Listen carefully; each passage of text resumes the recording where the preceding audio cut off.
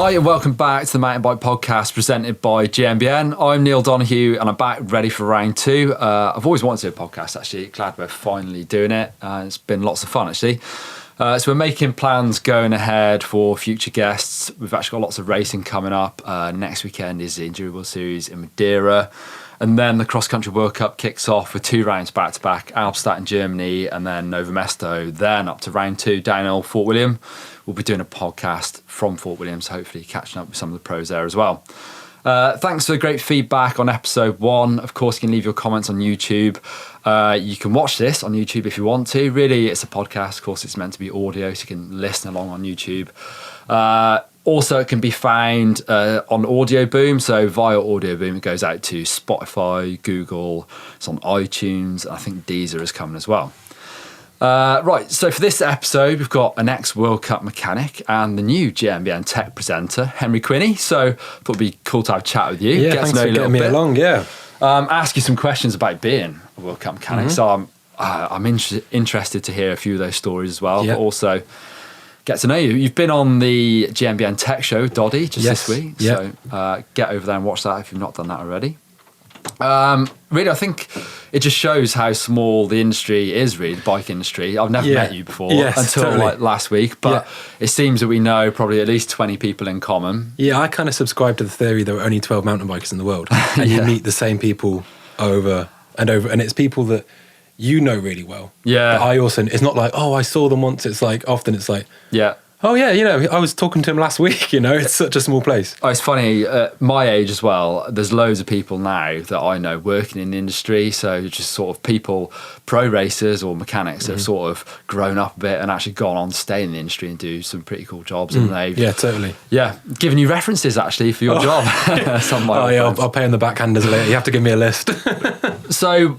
let's start off with sort of where you've come from. You're British, you've been living in New Zealand, but how have you ended up in the bike industry for people who maybe want to do the same thing? I mean, I remember just being kind of, when I first got into biking, it was like, oh my God, like this is what I've been waiting for. Yeah. You know, it felt like, I was like, oh my God. But, you know, being kind of a teenager thinking like, how is, it's like, I think it may be a bit different now, although it's only been, 10 years or whatever. Yeah. But it felt like it was just like the best kept secret, biking. And I only got into it when I was like 17. I was just like, how have I not been doing this the whole time, you know? Yeah. And from then I just thought the best thing to be or the coolest thing to be and all I wanted to be was like a good bike mechanic. Right, okay. And so I started off just working like, shops, here. It's like working Leisure Lakes in Cheltenham and that was like my first kind of taste of like working on. It's funny how you get desensitized to it. I remember when a downhill bike used to come to the store, like a nice downhill bike, and we'd all just be like, oh my God, like time would stop, like, really? And everyone would just be like, jumping on it and like, I want to work on, that sort of thing. I think that's a common theme as well. I think almost everyone I know in the industry, racers included, have worked in bike shops probably as a mechanic. Yeah, totally.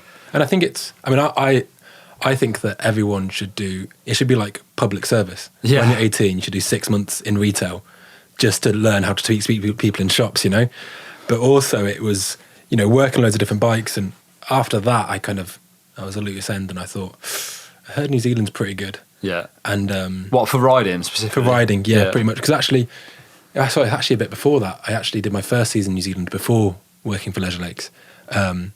And basically, I was a road cyclist when I was a teenager. That's what I got into. And I got a mountain bike and I thought, this is cool, man. Yeah. And immediately, I didn't know much about mountain biking. I knew that Stratford-upon-Avon wasn't like the hub of activity. And I actually saw a video. It's really stupid. I saw a video of Kenny McGarry riding Dreamline in Queenstown. Oh, yeah. And I just thought, I want a slice of that. And I just pretty much went, and that was it. And I was the world's biggest punter. I was absolutely terrible. I didn't really know, who I still am probably, but, I was there in all my coordinated kit, just getting absolutely roasted by these super talented Kiwi riders. Yeah. I was just like, I'm coming from like working in shops and stuff, but I've got the Troy Lee knee pads and matching with my jersey. How are you better than me on a bike? Well, there's a good riding scene. Oh, it's so strong. So whereabouts in New Zealand were you? First season I did up in north of South Island in Nelson. Yeah. And ever since then it was in Queenstown, which is just, such a strong scene. And there's quite a lot of expats out there as well, Brits. Yeah. It's Brits, North Americans, big like South American contingent as well. Okay. Yeah. It's funny, I went to Santiago, I've been there twice now, I went with Blake earlier, and it's crazy, the scene in Chile is huge, and it's something, you know, I've not been to South America that much. I've raced Brazil World Cup a couple of times, and you just don't really see it. You don't see it, especially in our media as such. Yes. I mean, we're trying to readdress that a bit by going there. Yeah. But, you know, it's hard to comprehend how big the scene really was in Chile before I went there and saw it. Yeah, and I heard the riding's incredible out there. It is amazing, yeah. 'Cause my wife's from Santiago. Right, okay. So, you know, I'm hopefully going to go over. The next Yeah, few you got to months. get over there. Yeah, and she says it's just the mountain's huge. And I've not actually been to New Zealand yet. It's top of my list of places I need Yeah. to get out to and see Crankworks, really. yeah, totally. It's a good one. Rotorua has got undoubtedly amazing riding. But I think, you know, I'm probably a bit biased, but the riding in Queenstown is sensational. And Yeah. it's only getting better. The mountain bike club digs. You know, it's funny because there's always been amazing descents, but only in the last couple of years we're getting to those descents made easier. And it's just the unsung heroes that slog out and build the climbs. Yeah, right. No 'Cause one wants to do that. yeah, everyone's excited about kicking on a up, but Yeah. it takes like, you know, somebody with a bit of work ethic to be like, oh, let's get a really consistent gradient, Yeah. lots of switchbacks, you know, fair play to them. So how did you make that step from being an enthusiastic rider, working in a bike shop, to actually working on a World Cup team? Yeah. So what team was it, firstly? Working originally for what is now In Sync Racing, which was like the Fun Factory team. Okay, yeah. So with Harry Malloy and that, and that Yeah. was my first taste of it. It comes from, I think, when you live in a town, you know, Queenstown or Morsey or maybe Whistler, if you can get in a good shop there, it's amazing the contacts you make. Yeah. You know, I think, you know, you got to have some substance, it's not just who you know. Yeah, right. But it helps. Well, I think, yeah, I know that from my side of the industry as well. Definitely, if you know people, same in the, you know, in the wider world, I suppose, but it definitely helps who you know, of course. Yeah. And that was working at Vertigo with Paul Angus, you know, our mutual friend Pang. Exactly, yeah. So I raced, you know, downhill in the UK with him in the early 2000s probably. So yeah, those people then go on to work all over the industry. Yes, totally. Really. Yeah. And then you moved on to Polygon UR team? Yeah. Okay, so working on, whose bikes was that? I kind of moved around a bit. Originally I was working for Tracey. Yeah. Basically her mechanic, Jamie, who also worked at Vertigo just before I started there, but we're really good pals. Yeah. He was kind of not sure he could commit to the season, so I started working on Tracey's bike, and then he was actually going to come back. Yeah. So after, you know, a little bit into the season, I ended up working with Kenta Gallagher. Yep. But I also worked for, did some work with Sam Reynolds, yeah. then did like test camps and Mick and stuff like that. And, you know, they're all a great bunch of guys, and it was cool. Kenta especially, I've not only got respect for him because he's a really nice guy, Yeah. and he's a genuinely one of the good guys, but also I've also always got a lot of respect, you know, for like hard work and I think his determination. story is pretty incredible, really. It's like you don't really hear about someone. So Kenta, he was a really good cross-country racer, sort of on the British cycling programme with good support. He won one of the cross-country Eliminator World Cups, Yeah, didn't he? he did indeed. And then sort of jacked it all in and wanted to race downhill. And he's just such a genuine guy. Yeah. And I think that displays in that, like, you know, he genuinely felt he wanted to race downhill. Not that he was going to make more money, not that he was going to be more successful. Right. But he was like, I just want to ride downhill. And gave up that sort of, you know, rising star status as totally. a cross-country racer, sort of risked it all to race World Cup downhill. Yeah. It's really impressive, actually. Yeah. And he wouldn't tell you, but the amount of, like, because he's a very humble guy, but he'll drop in a conversation. Oh yeah, that's when I actually had just won this road race in Belgium or whatever. Yeah. And he'll be like, oh, okay, cool. So did you do a bit of that? Oh, nothing much. I mean, I lived in Belgium for 6 months, but you know, Yeah, that's just how you do it. I was like, oh, okay, cool.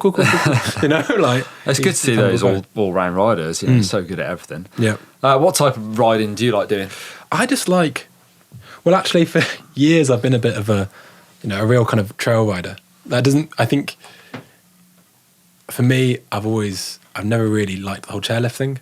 I've never liked gondas. I've always much rather pedal. Yeah. I've actually got a hip injury, and then this season, after a few years without a downhill bike, I got a downhill bike, and I've had to eat a lot of humble pie because, oh my God, I've been having such a good time. Yeah. I've always felt that, like, riding, like, when you go and ride some, like, awesome, like, backcountry, or which can be, you know, steep and techy, etc. Loop, it's like, you're curating the trails. It's like being a fine food critic. It's like a small amount, but that stuff's really, really good. Yeah, right. Then, like, bike park, I felt in the past has been a bit more like, your fast food that's just easy to get to, but it's not necessarily good for you. Yeah. But like I said, I've actually been having a good time this season. So yeah, true. Probably should quite up about that. Yeah, I need to get back on a downhill bike. It's been a long time since I've ridden one. I've sort of just jump on my trail bike now, and it's the easiest thing for me to ride over. But I think with trail riding as well, like I've gone incrementally just lighter and shorter travel bikes without really intentionally gravitating towards it. Yeah. But it was like 170, then 160, and now I'm on a 140 mile bike. Then when you hop on a downhill bike, it's just like, oh my God, this can do anything. You just feel like an absolute hero. Yeah, totally. I've not ridden a modern one, that's sure. It's been a long time. They're old bikes when I rode them. So you came from working in the bike shop as a mechanic. I guess a lot of pro mechanics start that way. If you look at the World Cup pits, cross country and downhill and Enduro World Series, they're probably all ex-bike shop mechanics. It's funny, I'm not saying all bike shop mechanics are salty, but I think some of the angriest, saltiest people I've ever met have been ex-bike shop mechanics. Yeah. Why do you think that is? Oh man, I was working in a shop once, and this guy started who was kind of a bit younger than me, and he'd been working some really good shops, and he immediately came in and was like a bit salty, knows everything, and I just said, dude, we can do this if you want. We can spend 6 months arguing and being hard at each other, talking about who knows which about what. I was like, I'm not really interested. Yeah. I think there's almost like, I think it's kind of like a male sort of alpha male thing. Yeah, maybe. Puffing the chest and, oh, you don't know about those 1998 Marzokkis, you invalid, It's like, but actually, how would you? No one's born with that knowledge. Yeah, right. I think some of the best workshops I've worked in have been just like really like about the freedom of knowledge, not about the exclusivity of it. Yeah, right. And I think people get annoyed because, I'm not going to be like holding that. I've probably in the past got annoyed when somebody comes in and you're just like, oh God, why me? You see their bike, and it doesn't inspire you to be like, and it's got dog whatever on it, and you're like, right. But I think, I know what you mean. I think some bike shops just need like a clip around the ear and be like, your life isn't so bad, mate. I think if you get to know the right bike shop mechanic to look after your bike, it can be like a cool relationship where this person can be the person to go to for advice and also give them the cash to fix your bike. But yeah, totally. I guess they have to deal with all sorts of people that don't necessarily know everything. They want their bike a certain way and it might not be the best way. So it's a pretty tricky job, to be fair, dealing with Joe Public and their bikes. Yeah. So what would be your job responsibilities when it comes to a World Cup? Oh, making sure it doesn't fall apart. That's the main thing. I mean, the mechanics actually, I think when you look at World Cups externally, you think it's like this, multi-faced beast and it's, this huge rampaging thing but actually, when you actually go down to like, the structure of it, the mechanics don't just work on the bikes. We do a lot like, the driving, the pit setups, all that sort of stuff. And you do a lot of, you cover a lot of basics, but I think mechanics, when I was working at Polygon, it wasn't just working on the bike. You'd also be doing all the ordering, all the stock, right? Okay. All the product feedback and development would be handled by mechanics, and also even logistically, that's one thing. When I started doing that's one thing that I was taken aback by was I didn't actually have the skills logistically, because when we're say in New Zealand and we know that we're only going to be in Mont Saint Anne for 7 days, but we also know the nature of the beast, we're going to break a lot of rims in Mont Saint Anne, so we need to get some rims delivered there, but we've got nowhere to get them to, so you've then got like a 2-day window that you've got to get all these spare parts to, and stuff like that. For it was like a huge like baptism of fire, like, oh my God, like this is like a big operation to be taking on, essentially with no experience in that sort of thing. Logistically, it was quite in depth. It's difficult. I remember when, obviously, I rode for MTB UK Santa Cruz, which was a British-based team. So European World Cups is easy. You just, we had a big camper van, motorhome. You pack everything there, off you go. You're sorted with loads of wheels. But it comes to Mont Saint Anne or anything in North America, you've got to try and, like I say, get your logistics over there.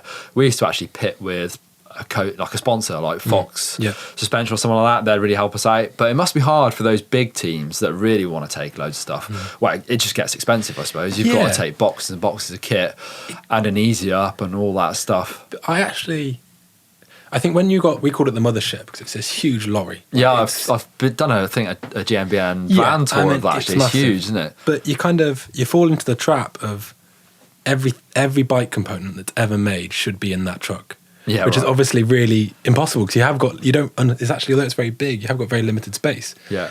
And when you're at Mont Saint Anne or a flyaway race and somebody says, have you got that, that previous generation chain device that went out of fashion 10 years ago? They're never going to ask it because they know you haven't got it. Yeah, but when right. they've got that anticipation, even though you have got a lot of space, everything is so tightly packed. There's no wiggle room in one of those race trucks. It's Yeah, sure. And because you go on the road for so long, you've got to take like tyres. Think how much room that takes up, I think about that now when we're looking at the first round of the World Cup downhill where they're running mixed wheel bikes. Now you've got to take rims and spokes. Spokes would be, I used to hate building wheels. I used to have a mechanic, but sometimes I do a lot of it myself. And Mont Saint Anne, Fort William, I knew, especially as a flat rider, flat pedal rider, I would go through 3 or 4 wheels of those rounds, rear wheels. Front wheels will last me all year pretty much, but I would then have to take all that kit to make sure I've got it. Yeah. And some unfortunate person's going to have to start rebuilding wheels for me. Yeah. I remember that my first year on World Cups at Fort William, and I'm not going to name names, but carbon rims, we were going through them like... I was going to ask you that. I remember, one of the big teams, again, no names mentioned, big teams going to Mont Saint Anne and going through 30 rims, I heard, in one weekend. Just almost expendable things. Yeah. And, I mean, I don't want to chuck anyone under the bus, but do you ever feel like, why are carbon rims so expensive? Yeah, right. Because they give so many away to race teams. Yeah. And they just destroy... Oh, can I have like a batch of 100 rims? Destroyed. Yeah. But those, tell you what, were very, very good. Last year, I think the whole team, so 4 riders who were all obviously really hard at Mont Saint Anne, those E13 wheels, I think they did 3. Okay. The whole team, which is, Kenta didn't do one, and Kenta, he looks at a wheel wrong and it breaks. He's a pretty big guy, Kenta. Yeah, and he's, how to put it, mechanically unsympathetic, maybe? Yeah. Mick Hanna must break things. I would have thought he's so strong. He is, but he's also, I think, when you break a wheel in a final, who cares? That's fine. Obviously it's disappointing for the points, but in terms of actually expectation, it's just pushing. But I think Mick and, and in fact, they're all pretty good for it. When people, for me, an unforgivable sin is first one on a weekend breaking a rim. Yeah. What were you doing? You walked it, but now we're going to coast it, and then you're going to decide where you can push. Yeah. But if you come back with like a busted front wheel on the first one on a World Cup, like limited run time anyway. Yeah. It's just like, you pillock. You know what I mean? You wouldn't have liked me. Oh, real. Mick's real experience. He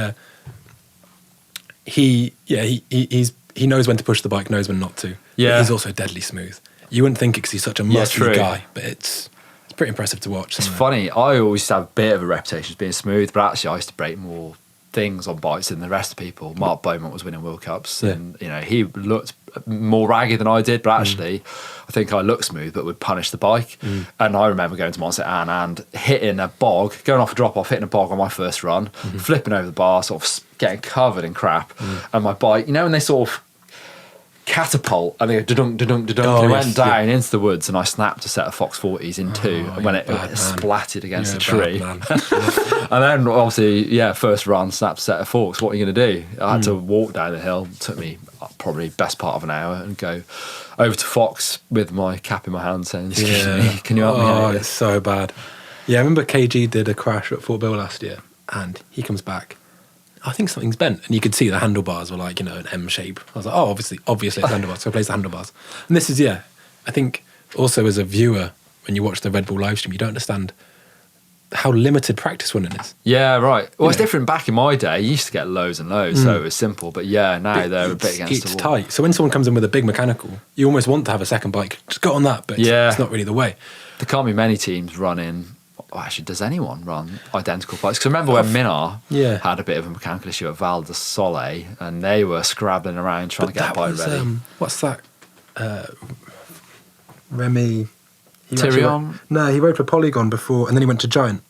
Is it not Govin? Oh, Govin, who races... Does he race Enduro now? Oh, he does. No, it's a different guy. It's a French guy. I don't think he races anymore, but he used to race for Polygon a couple of years ago, then went to Giant.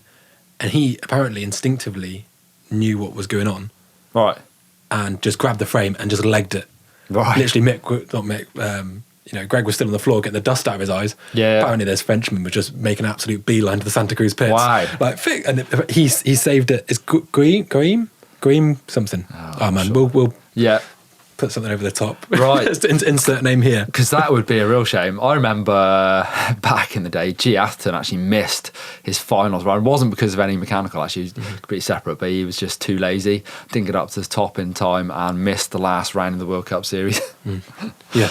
And lost loads of points, dropped loads of positions, and got a fine, actually, from his manager at the time for missing it. Well, Sam has this would be right to say. Sam's got a clause in his contract that he has to try. Sam Reynolds. Right. He has to make an effort because he's so laid back. Oh my God, yeah. And apparently, there's a story he told me. He was just like apparently in some pub in Whistler, watching the live feed of the Dual Speed and Style, with a burrito. Look at the guy. There's someone at the start gate. They're not even there. What an idiot! Oh no. Where is Sam Reynolds? Oh my God!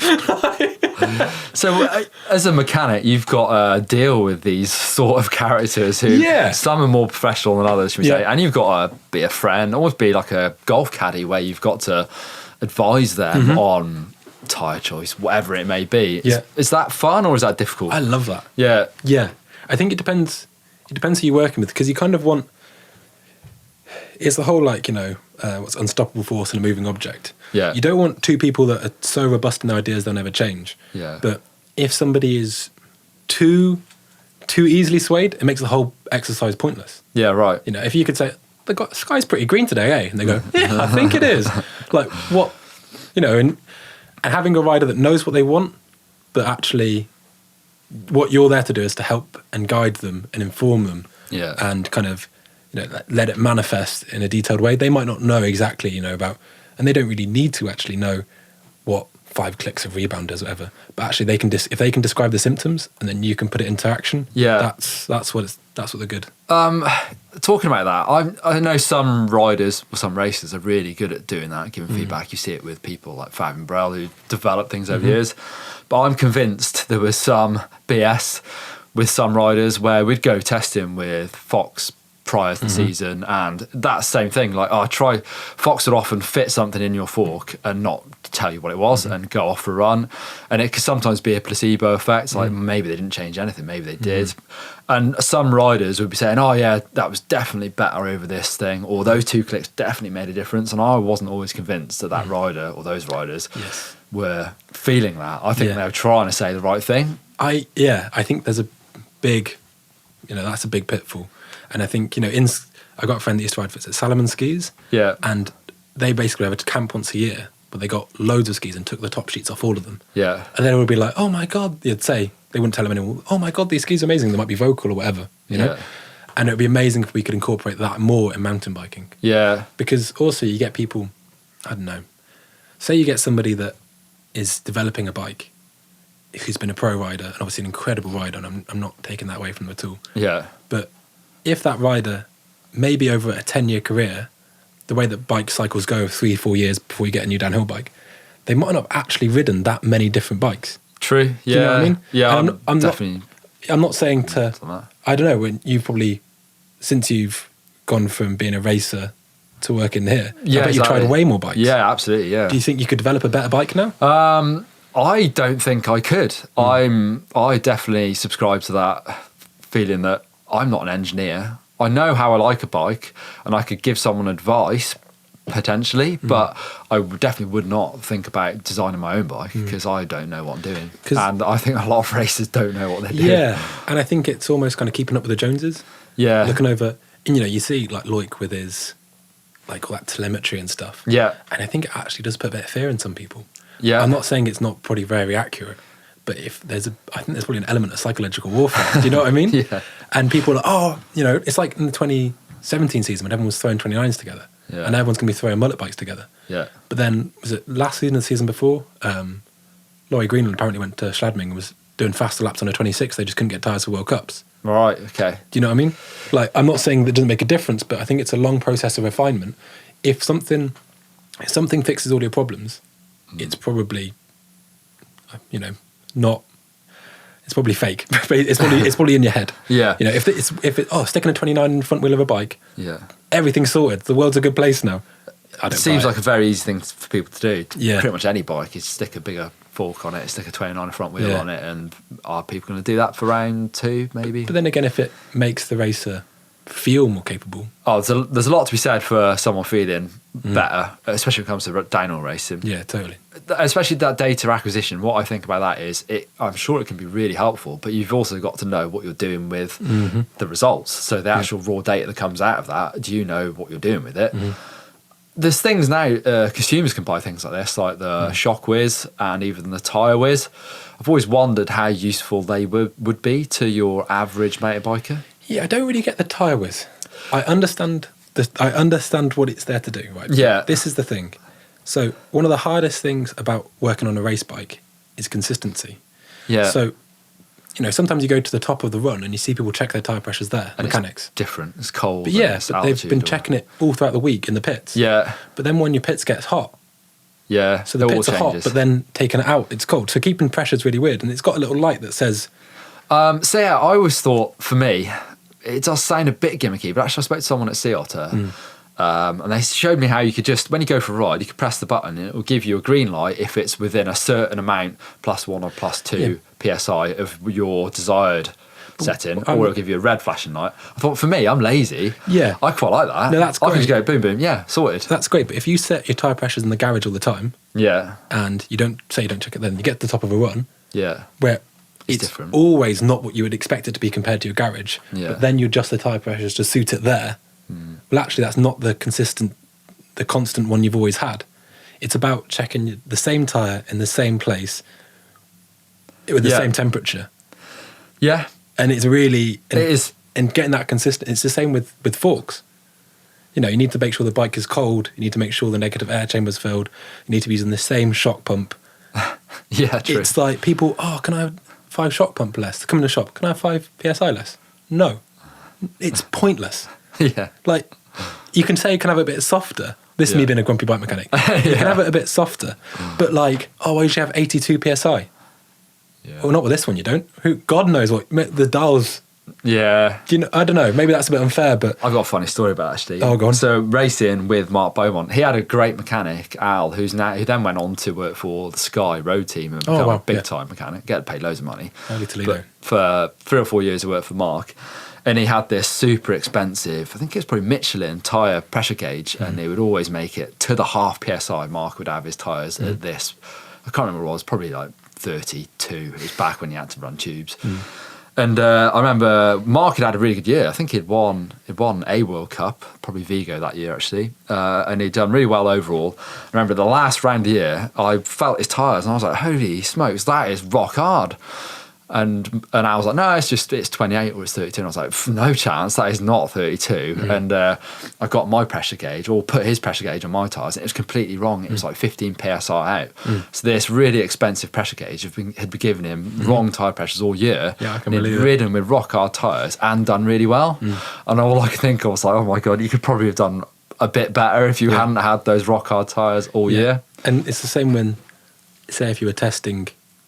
Sometimes, if you were testing with a suspension engineer, but you're not there, and he's using his shock pump. Yeah. I never thought about that with shock pumps. And it's like, I know, John, who's mixed mechanic, who's just a fantastic mechanic, he's really, really good. I've got a lot of respect for him. He is so particular about a shock pump. Yeah. Like, he won't let other people use it. Yeah. Because if you're not careful about your bike, Right. and you get a bit of dust in your air chamber, Right. and then it sucks up into his air chamber, then he goes wow. to his mixed bike, it'll Yeah. break his heart. Yeah. He pretty much sleeps with it under his pillow. You know what I Wow. mean? Like, and it's a lot. And another thing he did, which was really interesting, was before Cairns World Champs, he got all the tyres, Yeah. seated them with no sealant, Yeah. beaded them, judged them on how true they were, because they often have a little wobble, graded Yeah. them 1 to 3, Wow. and then racing was 1, practice was 2, 3 was nowhere near mixed bike on a race weekend. No way. Yeah, he did loads of stuff like that. He was in, I would say mechanics, you get the type that make it perfect and the type that make it work. Neither one is better than the other. Yeah. Both have their place. I'm probably a make it work kind of guy. Yeah. I can do it. I can do the stuff, but I'm probably less hung up with that obsessive tendency. Going back to that, how much wobble would you see just in the tyre manufactured? Would you see much wobble? I've never noticed that. You can do. Right. You can. I used to race on a rear wheel that most of the time was virtually hitting the chainstays anyway, so Yeah. it would have made much difference Yeah, to me. totally. You can do, and also you get. You can vary, and that it doesn't matter what the brand. it can vary. Yeah. You know? So when I started racing World Cups, it was 2000, and actually Steve Peat supported me. So I raced for his Royal team when that started out. And part of the deal was I had help from his mechanic, who was Andy Kiffin, who was Steve's mechanic for a long time, most of his racing career, I would probably say. Especially the early days, was really successful. And Andy had a bit of a sort of legendary status within the pits. And I remember, so my first ever World Cup, so Andy would look after my bike sort of outside the season. I'd go up to his shop, Northwest Cycle Centre, Mountain Bike Centre. It was a really good shop. And he'd sort it out completely top to bottom, take it apart, be ready for the race. But then when I got to races, it was sort of up to me. I was only a junior, so, you know, I didn't have a pro mechanic. It was up to me to look after it. First ever World Cup went to Leger 2000, and out of the start gate in qualifying, I snapped my chain. Absolutely gutted, and I rolled to the bottom, and I remember Andy Kiffin going absolutely ballistic with me. Like, it really upset with me. He thought that I'd sort of brought shame on him for not checking my chain. Basically, every single link, he said, you should have checked that chain, every link. And at the time I was flabbergasted. I was like, that's crazy. I can't have checked my chain every link.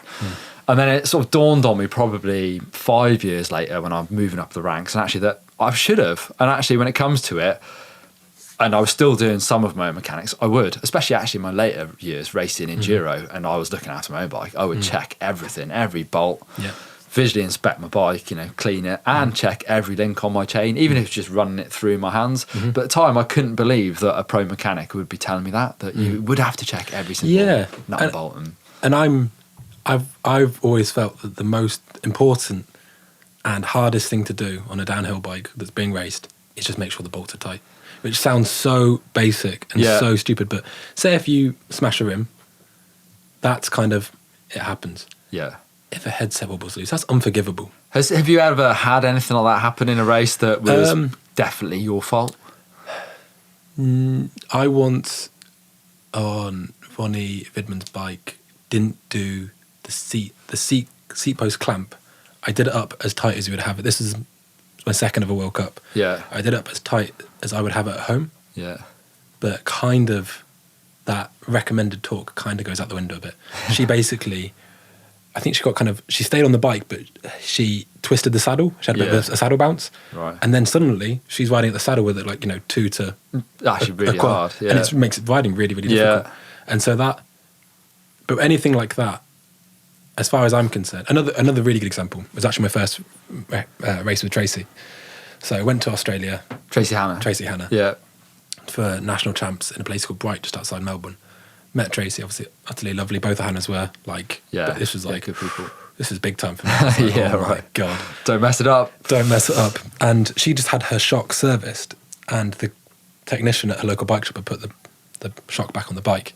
But the way the Schrader valve sits on the air can had to be a certain orientation to clear when it compressed. Yeah, otherwise. So she first compression blew up the shock. Yeah, right. And she came back not knowing what was going on. And for me, I'm the last person to touch the bike. Yeah. Even though I didn't know. Should know. It's on me. Yeah. Like, that's pretty flat. hard. And it was a bit frustrating because, you know, you want to be trusted. Yeah. And in that moment, you can either play the short game and go, it wasn't me. Yeah. Or you can actually just say, like, for me, it was always really important that whether I was right or whether I was wrong, what I always say would always be as true as I could. Yeah, right. I would never try and hide. And I think that short term, it's like, you sometimes look a bit of a pillock. Yeah. But in the long term, they'll go, actually, no. And then later on in the line, we said, no, I tightened that bolt. Yeah, right. They know I'd put my hands up if I didn't. I can't think of any examples spring to mind of anyone losing a race because of an avoidable mechanical. It must be... But because you don't hear about it. You probably don't hear about it, yeah. Because people... Honestly, it's like information suppression. I know someone... I was actually saying that... I did a tech video yesterday. I'm not going to embarrass them with who. Because they were a bloody good mechanic and a great guy as well. Yeah. He forgot the pin in the brakes. Oh, the brake pads fall out. Because sometimes you wheelboard in the bikes at 2:00 in the morning. I think I've heard of that actually. Yeah. And stuff like that. And that's bad news. Bad news. And I mean, and there's lots of little things like that can go a bit south. But that's where having a good relationship and trust comes in. And it's a really important thing to be trusted. Yeah. And it's a difficult job, really. Like you say, you've got to look after every single thing on the bike, potentially be up late at night doing things. It's funny, from the outside looking in now, there almost seems like there's a hierarchy in the World Cup pits of some of these mechanics for the top riders are virtually celebrities themselves. Yeah. And they have a big following. Yes, and they do. They've got, you see actually some of the stuff from, I think it was on Vital from the round one of the downhill with like John Hall, Aaron Gwynn's mechanic. His toolbox looks immaculate. Yeah. And almost legendary status. I like nice tools. I take pride in my own toolbox. Yeah. I think it's really important to be, ultimately, so say if, Intense, they're paying his wages. Yeah, right. So he's there to publicise them just as much as Aaron Gwynn is, basically, in my opinion. Yeah. But, you're there to represent the brand in the same way that we're both represent GMBN. Yeah. And we go out, we wear the kit and we're nice guys, or we do our best to be, and that sort of thing is really, really important. But, sometimes see, there's a bit of kind of, how to put it, you see in other pits or whatever, and you observe it, and it's like, this isn't done, and then a camera comes through and, oh, hi, how are you? No, that's not me, man. Yeah, right. Like, I know if I'm quite, I probably wear my heart on my sleeve a bit too much, and if I'm stressed, I'm stressed, and if I'm not, I'm not, and if I'm angry, whatever I am, and some people kind of, that kind of cult of personality is not something I really get into, but you do see it a lot, and fair enough. I mean, if fucking, butters their toast, who am I to say? But But there's also sort of stepping stones. Same as a racer, like there are the smaller teams, the bigger teams, and you have to work your way up. Oh yeah. And I think sometimes from the outside looking in, people don't realise how tight the budgets are on the smaller teams, and actually people can be let down by things not happening, maybe not getting paid. There's a lot of, I want to say there's a lot of crooks in the business, but there are a lot of chances that want to have a dream team and run a World Cup thing, and it doesn't always work out. Yeah. And I've definitely fallen foul to that in the past, and I'm sure, as a mechanic, you've seen that happen as well. Oh, yeah. And, I've heard of stuff like, that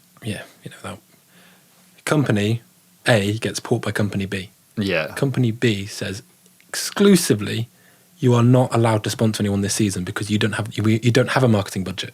Yeah, we're restructuring your company, whatever. That is not an option. Then a week later, company A signs with a team. Yeah. And I've seen it happen from an external point of view. I've been kind of in the circles when that's happened. Yeah. Oh yeah, however much X amount of money. Yeah, you'll get it in June after Fort Bill. I mean, I don't think I think it's just naivety. I don't think it's anybody kind of trying to.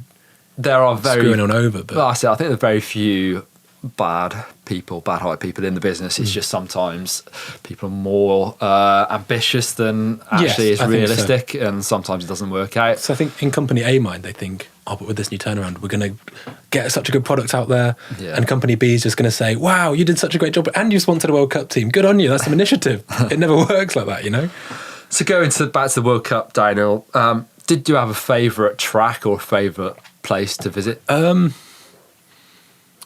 I think if it wasn't for the midges, Fort Bill. Yeah. But, I love going somewhere that has a riding community. Yeah. And you see all those people come out, they all come out the woodwork, and they all travel all over the UK, to be fair, to go to Fort Bill. And it's really special, man. It's cool. Yeah, definitely. And same with like Rotorua. Yeah. Awesome community. And then you go to some places where they're not even a bike shop within 100 miles. Yeah, right. There's no, literally, sometimes you go places and there's a downhill track, the World Cup track, and there's literally no other riding apart from that. Yeah. And it's a bit like, why are we here? I've seen it. I don't know. It should be about legacy as well for me, more than just... Absolutely. We see it at the more exotic ones like Brazil back in the day. Everyone from South America would travel to that race. It was amazing. I raced in Japan in 2000, and that was huge. That's the most spectators I've ever seen at a World Cup downhill race. I've heard World Cup's going back there. Really? I'd love to see that. I don't know. I was like, oh my God, is that in the I've not heard that, but I'm not in the loop enough to have heard that, probably. I have heard, because they want to get more rounds in North America. Yeah. There always used to be, when I raced. And just think how much that could upset the balance. Yeah. So Mr. Big Trucks in Europe, that's not available to them anymore. Yeah. And then suddenly a company like, let's take Intense for example, which, this time does have a big factory program, but in the last few years hasn't. They've probably got a lot more resources in terms of not just money, but in terms of trucks available to them, contacts, that sort of stuff than North America. Yeah. So suddenly actually, and that's why I have so much respect for, the Kiwi guys, the Vanzaks, who kind of now is like this big, huge kind of media thing where everyone's having, and they're all great lads, obviously. Yeah. But those guys, they go to Europe, they live in a van. It's the other side of the world for them. Yeah, they race, they train. They don't just, people in Europe, 2 World Cups on the bounce, so there's like a month off before the next one. Yeah. They go home, they relax. Yeah. Even when there's a week between races, they go home and they relax. Those people from the other side of the world that are sleeping in a van, still having to train, still having to do all that other stuff. I've got so much respect for them. Yeah, it it's could really difficult. mix up if we go to North America. Yeah. Because even just going between, easy up and hotels is more exhausting than being in a nice race truck with the kitchen and Yeah, it's hard. Back in Japan, they would, because it was so hard for people to get there and so expensive, I think UCI would stump up a certain amount of cash per rider to go there if you had the points. But obviously when you get there, no one has a setup really. You just work out at the pits. And it's funny, the reputation the UCI has in mountain biking, which I'm not going to say is undeserved or deserved. It is what it is. Yeah. But I would love to see the UCI coming in and doing stuff like, if you are, say like they have an income threshold for a team. Yeah. If you getting this, then your riders, like in road cycling, if you're a pro continental rider, you get at least this. Yeah, right. Because you sometimes hear about fantastic riders, who basically got into a long-term deal or something like that. Yeah. And working like absolute dogs in the off season. Yeah. And I think that's the kind of the growing pains that mountain biking, the World Cup's going through. Yeah. And I think the UCI governs the sport, but I would like to see more kind of progressive leadership, I suppose. Yeah, you always get the story that the UCI they're such a big organisation. Road is so much bigger and track and whatever for them that's where, I suppose rightly, that's where their resources go. But it does feel like mountain biking, especially downhill, is the sort of, the poor cousin that doesn't really get much attention. Yeah. But it's difficult. It's Red Bull particularly are doing a great job, but they seem to have a lot of influence. Yeah, it makes me uncomfortable. To be honest. Yeah, a sugar drink that has that much influence on. I mean, they've got a lot to be thanked for with what they give us, but yeah. Yeah, but you hear about them cutting out routes at Leergang apparently want the home. I mean, I don't want to stand on your toes. Everyone's probably going to go, you're completely wrong, and I probably will be just here. But they wanted the tightest race. The rumour was they wanted the race to be as tight as possible at Leergang, because then it's a better spectacle to the non-initiated mountain biker. Yeah. People that see tight racing assume that's a better race. Well, I'd rather see Sam Hill put however many seconds into people of Val d'Isole. Yeah, true. But they were like cutting out routes, and then the backlash was we got that new upper section of Val d'Isole. Right. But I think they took it too far. Yeah. And I don't know, you hear about them like that thing where only on the podium can you drink Red Bull, and it's just like, guys, like, it's difficult, isn't it? You can see why they would want that, but when you're telling riders that their income is from other sugary drinks or whoever, that they can't promote their companies. So that's only going to harm the growth of other companies coming in. Yeah, people won't want to. Yeah, we need to make it more. I heard there's a thing in Formula One. I think it's called the Concord Agreement or something, which basically said for years that Formula One needed to be on a free-to-air platform, which is why there was such uproar when it in the UK went to Sky. Yes, because that's what advertisers want. They want a variety of people. You know what I mean? So they can actually. And it encourages people to come in. Accessible. Yeah. If it starts closing off, I think it could have longer ramifications. I don't know. Who knows? I think World Cup seems to be going from strength to strength at the moment, so hopefully it keeps going on that. And it's always fun. For me, I love watching it again after sort of being a part of that scene for a long time. After leaving, I didn't really want to watch it for a year or two. What are you feeling like now that you're not there? You're missing it? I got real bad fear of missing out at one point. Yeah, real bad. And then that is like, there's FOMO and then there's JOMO, joy of missing out. Right. Okay. And I just think of all those people putting up those tents and and when you look at places like Maribor, look like a great event. That's a cool spot, man. It's really nice, cool city as well. Maribor, I used to love it there. Yeah. Just make sure you get out the alley before it all kicks off with me. Too late for the people that were there, but there used to be a really good pub down the alley, and it would eventually get so rowdy that you had to leave before the police showed up. I don't know. I've not heard any stories from last week if that happened. I once got told a story. I don't know if you were at this Mont Saint-Anne World Cup. I think it was maybe 2009. Would you have been? Probably, yeah. Where this guy, these guys went to the after party in Mont St Anne. Mont St Anne was always a legendary after I party. heard it was like a good. 24-hour rave after the race. And this guy went there to basically, and I don't know, I was not involved at this point, but it just is a great story. This guy went there to basically just have a big old fight. And so he went round. Don't remember that. And apparently, just like big guys were going up to him trying to calm him down, just knocked out. Why? Knocked out. Apparently, this big. I would just love to hear the inside story of that. 'Cause apparently, this guy's mates like made a little arm thing around so no one could get in. Oh, And apparently, it was Fab Picasso that was telling me. Wow. And, No, I didn't see that sounds one. absolutely well. I do remember seeing someone, I won't tell you who it is, who had just won the World Cup downhill that day and wasn't a very... Down options. but was a lovely bloke, but not a very nice drunk, and got super rowdy until he eventually swung, hit someone, and knocked out that person and their girlfriend next to him.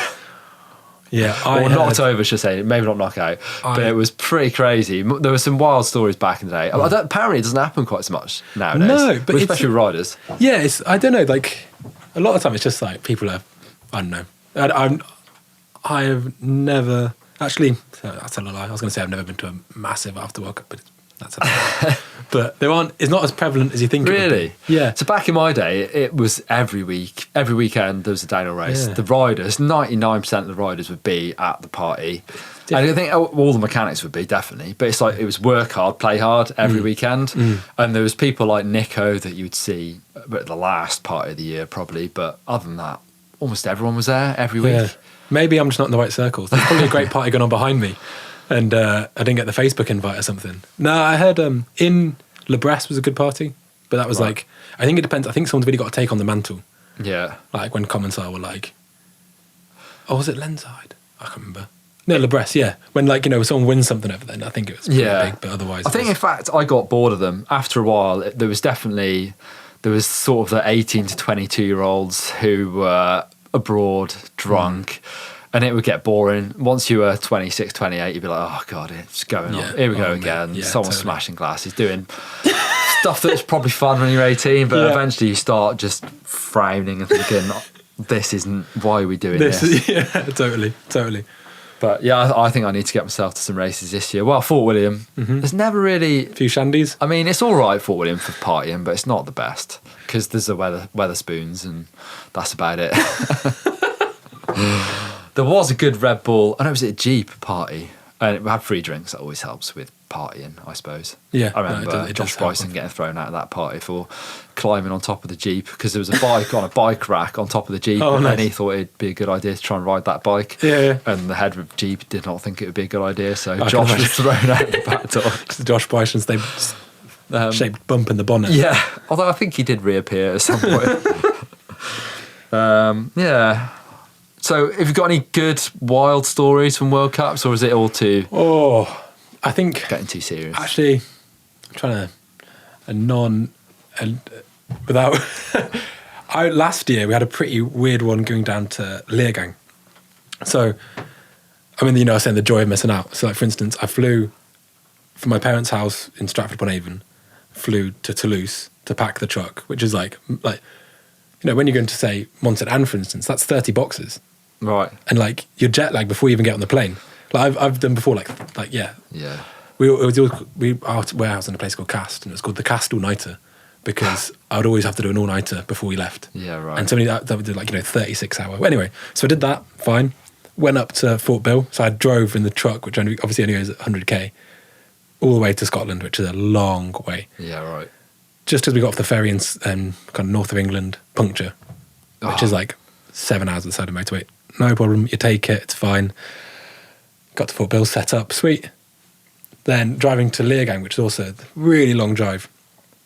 When we got to Germany, actually, sorry, I should say, this is a bit naughty, but there'd be like, okay, so you're pretty tired. You can sleep in the back of the truck if you want to. Yeah, there's still a lot of that stuff. Obviously, it's a separate, it's a whole lorry body that could detach from the truck, so it's a bit dodgy. Yeah.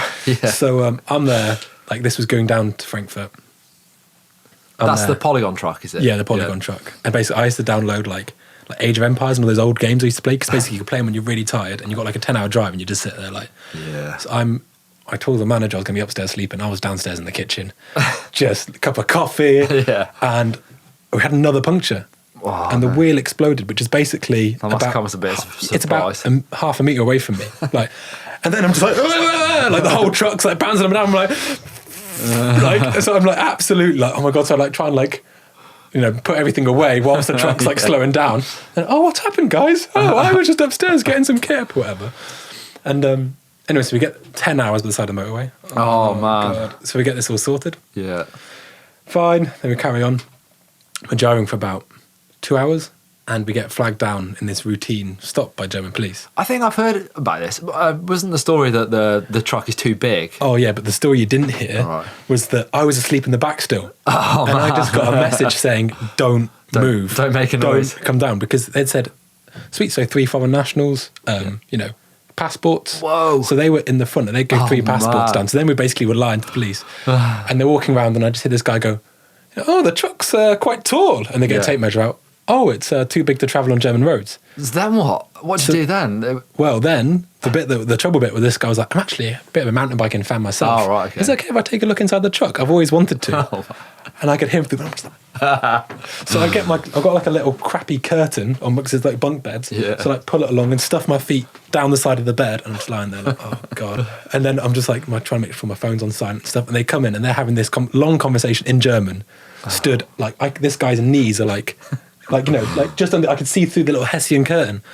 And I was just like, oh my God, they're like, oh, it's amazing, wunderbar, all this, that, and the other, walking around. And they were in there for a long time, man. And I'm just there, just like, oh God, so they leave. And then I eventually, so we were stuck there for a long time while they were doing all this regulation check and trying to find out what to do. And eventually, like, I looked out the window and I just heard the door open and the team manager was like, Henry, run. And so they were the other side, the back, so it's like parked long ways, the other side of the truck, and the door on the side opened kind of halfway down the rectangle, if you see what I mean. Yeah. And he just said, run in a straight line. To where to? So to a hedge. To a bloody hedge, mate. I've been in that truck for about 10 hours. I needed to go to the toilet so bad. I was hungry. So I'd run into a hedge and like went along it into the back of a service station, just gorged myself on like awful food. And then had to just sat there watching the truck, pretending not to have come in the truck as they were there for like another couple of hours. And then we just got a Mercedes Sprinter that we basically had to unhitch a trailer, drive along, get a rental car. And then we got a Mercedes Sprinter, plumbed as much stuff in there as we could. Nightmare. And absolutely spanked it to Leogang. And we got there like... Wow. It was touch and go, man.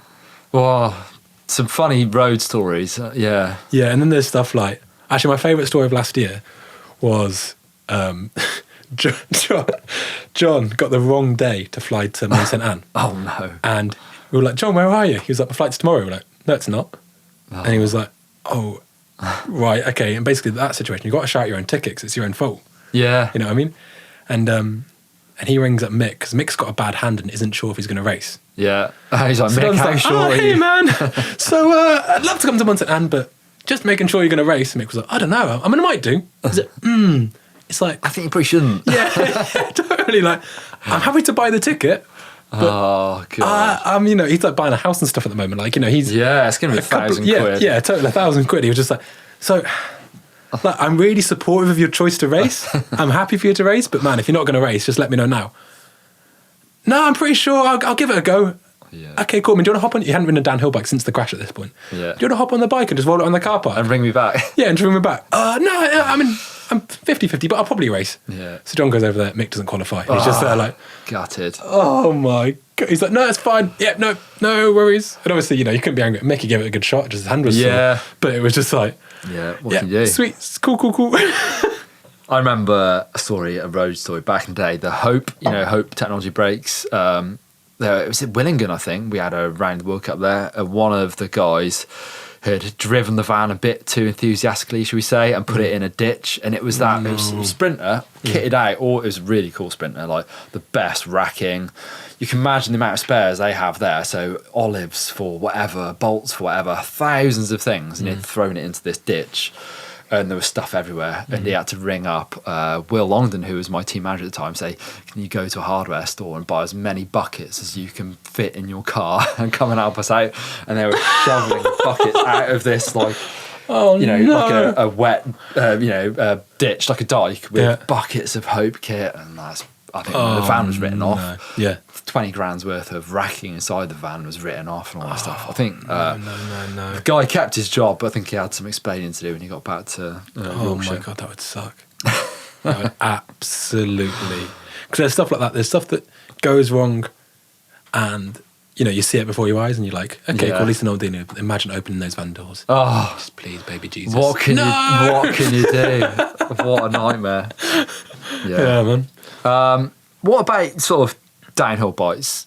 Is there anything you can think of, like future downhill tech that we might see?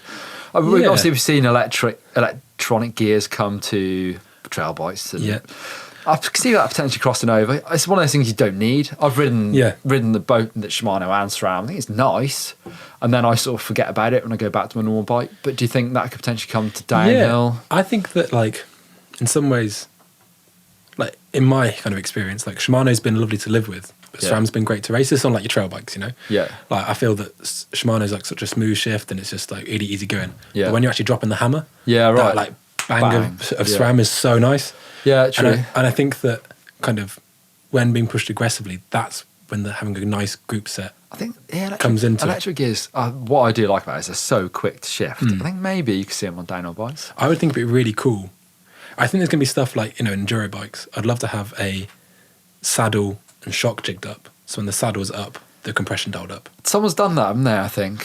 I can't remember who. If it was wireless, it'd be so neat. Yeah, true. And similarly, I'd love to have, you might have seen Troy Brosnan on his bike. He had rounded out, or basically had a spacer on his cassette, so he could slide it in so it's a bit more active. Yep, so I did that as a video actually last year, and it really helps. Yeah. The problem is shifting back out of it can be a bit dicey, just snapping chains. What if you had an electronic gear? A neutral. Or a neutral. Yeah. Or something like that, or you could have, I think people are kind of really, you know, I think people argue about what they understand. 29ers, easy to argue about because it's easy to understand. Yeah, true. I think the kind of thing that's coming in with the high linkage bikes, people talking about brake jack and stuff like that. Yeah. Because they're beginning to understand it. Yeah. And I think that maybe that could lead the market to be. I'd love to see more, you know, gearbox downhill bikes and stuff like that. Yeah. But that's just it's been going around for 20 years probably. Yeah. That sort of dilemma of gearboxes that we still haven't seen a good one. And I'd love to see. I think road biking is going a really interesting way where people are accepting that the bike that they want isn't necessarily the bike the racer wants. True. Yeah. You know, I think downhill could become more of like a concept sport. Yeah. Not necessarily that I can imagine it doing so. Haven't really got an interest in it becoming one, but just enduro bikes are becoming so capable, and also just like the long, super long, which is benefit if you're racing downhill, you want a long bike. Yeah. If you are going around, even some like the menagerie trails around, you know, in the UK downhill riding, even, you know, you might not necessarily, you see so many people, you know, just like riding in bike parks and stuff that have these incredible long, low bikes. Yeah. But without sounding like a, you know, know-it-all, they haven't got the basics of cornering dialed. Yeah, right. So it's just gone to waste. Yeah, They're true. basically just making their life a lot harder. Yeah. I mean, you see a bit of that concept stuff with downhill bikes where they are getting longer, low and slacker, but also, especially with the mixed wheel bikes, maybe that's come from Enduro actually saying that, because Martin Mays has done it before. Yeah. But that is not really out in the wider world yet. No one's really riding around, not many people are riding around their trails on those mixed wheel bikes yet. It may come. I think, you know, with stuff like that Martin Mays stuff, you've got to look at it in the context of what Martin Mays has available to him. Yeah. It's not like he can just pick any bike up off the shelf. He's got to make GT bikes work best for him. There's also something to be said for some of those races, like you say, putting the big wheel in front, because they can't actually stick a big wheel in the back because they don't have the bike that will take it. Yeah. And, you know, and I think so many people are so quick to jump on. And, you know, like Martin Mays is a great example. If you think and apparently he's like, you know, talks about this. Yeah. When they got away from the iDrive, like last year, whatever it was. Yeah. That was the first full suspension bike he'd ever ridden that wasn't iDrive. You know, like a whole new world was opened up to him. Yeah. And you talk about races like, oh, they can just do this, do that. And actually, the way that kind of it works, you know, like the 2021 stuff is probably already concrete into production what's going to be made. Yeah. It's not just like it turns on a 5-pence. It's like, it's a big beast, this bike industry we've got to work around. Yeah, totally. And I think you've got to view it in, there's probably great bikes that ride fantastic with the mullet. They're probably great bikes that ride fantastically with 29. But a good rider on his day, Yeah, right. Anything. he's not going to tell the stopwatch, oh, actually, I've got 2:26. He's still going bloody quick, eh? Yeah, exactly. Yeah, it'll always be the way. It's all. I hate to use the word marginal gains because it's the connotation of it, but it is. Dano races, well, all races are always looking for marginal gains everywhere. So I think I don't know. I subscribe to that as well. You know, I'm not shunning it. I just think in the wider conversation, we have to acknowledge that riders don't have infinite resources to just turn to whatever they want. Yeah, it's not like he can just put his hand up. Hi guys, so tomorrow I'd like. Yeah, that's a long conversation, and it's about bike cycles. Say if they bought out a bike last year that he doesn't like. Yeah. Well, tough luck. You're gonna have to wait 3 years. And you also have to have a certain amount of sway because actually 2005, 2006, I was riding a Santa Cruz V10 and I didn't like it. I couldn't get on with it at all. It just didn't suit my style of riding. For me, I had too much travel. But I couldn't go to Santa Cruz and say, well, I think you need to change this because they've got Nathan Rennie and they've got Steve Peat winning World Cups and that. Yeah. So my word has no sway with that company. Yeah, totally. So you also you have to have a certain amount of respect to influence a bike company, which isn't easy to come by. And I think especially with consultancy firms. So when you're dealing with, like, say you're making a bike, an ideal, Donoghue bikes, I can just say to you, this is what I want, this is what I want. Yeah. If you're outsourcing your development to a consultancy firm, right. Suddenly it's not often the same thing. Yeah. Because they'll actually be working off a design principle. Yeah. Think of, kind of, is it Cesar Rojo who does the Mondraker bikes? Yeah. Darryl Voss who does Reactor Play, does the Polygon bikes. Like, a lot of these consultancy firms will basically have an idea in their mind and they'll probably pitch it to manufacturer about this is what's going to happen. So you as a racer going... Yeah, it doesn't... I mean, influence. Have you met an engineer? Yeah, it's definitely interesting how people develop bikes and how racers have some influence, not much. Totally. So, Henry, you're here at GMBN Tech now. You've gone through the bike shop to the race mechanics to ending up here. That's sort of almost similar path to me, really. But would you have any advice for someone trying to get into the bike industry? Oh, yeah, just... I don't know. I would say don't be afraid to put yourself out there. Yeah. Just like, especially with like your own riding. Like, I don't know. I think if you really enjoy riding bikes and you really want to work in good shops and you want to find that experience, then it's probably not going to happen in a small community bike shop in Norwich. Reality, put yourself in the right environment. Yeah, get yourself out there, get something. And just although it's not, I mean, there are probably lots of people that would disagree with this and call me complete opposite, But just being like an easygoing, nice guy is probably, for those people, he's an absolute pillock, don't listen to him. But you know what I mean? Like, I think if you just go to season town, kind of just ride your bikes, enjoy yourself, and I think if you just, I don't know how to put it. Be open to opportunity. Yeah. And that's like, and don't be afraid to say, yeah, I'll do that. You've definitely got to work your way up the ladder somehow. Yeah, totally. You can't stop. Can't stop. Top. Is the GMBN Tech roll the top? I don't know. I don't know, man. It's bloody cool, though. I'm absolutely stoked. It's nice one. Well, it's good to have you here. I think we'll wrap it up there. That is the second ever GMBN podcast. Nice. Available on Spotify, Apple, on Audio Boom, where else? Deezer, hopefully, and Google. Next week is the EWS Madeira, so I think it's me and Martin in the studio for that one, chatting over results. But yeah, that's it for this week. Cheers for joining, Henry. Sweet, thanks, man.